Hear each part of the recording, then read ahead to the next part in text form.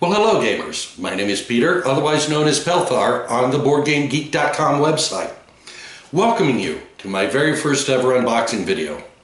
For that matter, this is my very first ever video for BoardGameGeek.com. And so I want to welcome you twice. Today in the mail, I got 3 new games for me from GMT Games. The first one I got was Cuba Libre, Castro's Insurgency 1957 to 1958, Volume 2 of the Coin series. Another game I got was A Distant Plane, the Insurgency in Afghanistan, Volume 3 of the Coin series. But neither one of these games are what I wanted to present today. Today I wanted to present Falling Sky, Volume 6 of the Coin series. Have you noticed a theme yet? Falling Sky is the Gaelic revolt against Caesar by designers Andrew Runke and Volko Runke. Volko is the main designer of all of the Coin series for GMT Games, and after picking up Liberty or Death earlier this year, I absolutely fell in love with this series. The Coin series is very deep. It can be a little complex at times, but quite historical in feel, and an amazing system. I'm not intending to really go into the Coin system too much here, as there are a number of great videos already out on Board Game Geek that go over the Coin system. But Falling Sky is absolutely brand new, and I noticed that there were no videos of any kind for Falling Sky, and I thought, who better qualified to do an unboxing video than someone who has never done one before? Anyway, let's go ahead and crack this sucker open. So here we are. Here is the box, Falling Sky, Gaelic Revolt against Caesar. Game design Andrew Runke and Volko Runke, Coin Series Volume 6. It's a fairly large box, and not quite as heavy as Liberty or Death. The back is, you know, you've got your blurbs, you've got your couple pictures, you've got a picture of the game cards. Complexity is medium with a high solitaire suitability. It's one of the things I really love about the Coin series, is how it can really be played solo or with 4 players. So let's go ahead and break open the plastic. The only thing I've done with this box is pre-cut the plastic, so to make it easier. So here we go. Opening up the box for the very first time. There we go. All right.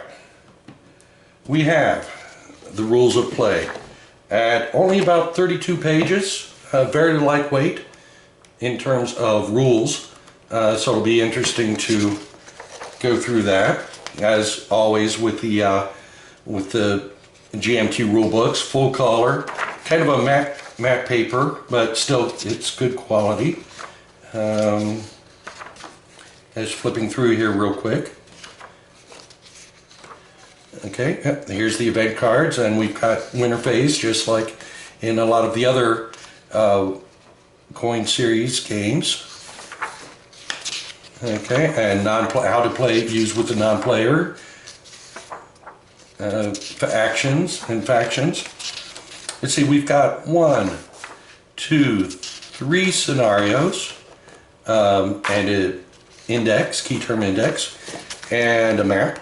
So 3 scenarios, that'll be good for to vary. If it's anything like the Liberty or Death, that'll be useful for controlling gameplay. We've got a playbook, which is with the GMT games, if you're not familiar, they always have a playbook, particularly in the Coin series from what I've seen, that give you an example of play so that you can actually play along with this playbook and learn how to play the game through actual concrete examples. And then more examples for the non-player as to how they work with certain underneath certain conditions. Let's see, designer notes, and these are always fascinating to me to read. the designer notes to see why they made the decisions they did and how they came up with things. This is great. Event text and notes. I've really only played the Liberty or Death game, and I love the historical research that went into the game, and it's really great to really get deeper knowledge of the time period. So, see, gaming can be educational, kids. All right, so that's the playbook. And let's see here, various tribes, more information and all. So here we are, Belgic tribes, available forces. So these are the available forces for each of the factions, it seems like. Since this is my first time going through this, I don't know exactly what all these things are, but I'm sure I'll find out. And here we go with the player references, the things that the factions can do. Oh, okay. So, okay. Germanic tribes and a sequence of play. Germanic tribes and a sequence of play. Non-player, this is the non-player factions. These are how the non-player factions are controlled by these flowcharts, which allow for the single player experience. Non-player Adui, non-player runner. So these are again non-player guidelines, summary, battle procedure. Just some more references. Okay, these are the player factions. These are what you can do as the Roman Republic. These are the actions you can take as the Arverni Confederation, as the Belgic tribes, or as the Adui Confederation. I apologize if I'm mispronouncing them. Alright, so we again have these player aids, and these are good quality stock. So they will get some good play. And here are the pieces. Alright? Or some of them, I can only assume. Here is the map, and I'll go ahead and open this up separately in a moment. And then we have the cards that are used. Cicero, Defender of the Republic, returns to politics. Shift the Senate one box in either direction or flip to firm if already at top or bottom. You've got some dice in each of the various faction colors, and you've got the bag o' bits. I love how game companies have really started to embrace the Ziploc bags and been adding them to the games. All right, so not a lot of counters for this game, which I think is good. But we do have a lot of the bits. So, all right, so give me just a moment, and I will break open and set out the map.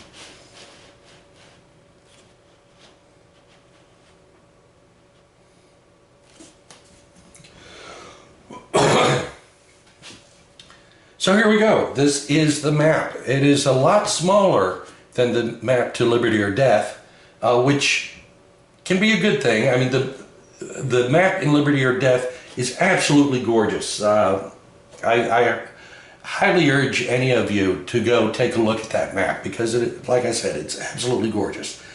But the size of this map certainly makes it a lot easier to fit on the table. So down here, I see that we have the sequence of play, which is just like all the other coin games. We have the winter track, which during the winter phase, you go ahead and do these phases individually. Senate and Legions section. This is probably predominantly for the Roman faction, so that's going to be interesting to learn about that. Uproar, intrigue, adulation. Interesting. So it looks like the Romans start with Provincia. With that, the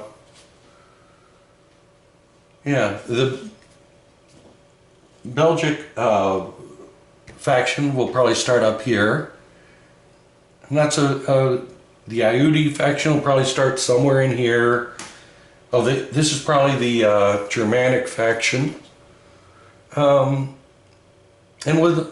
certainly we'll have to break open the rules and see how well it plays.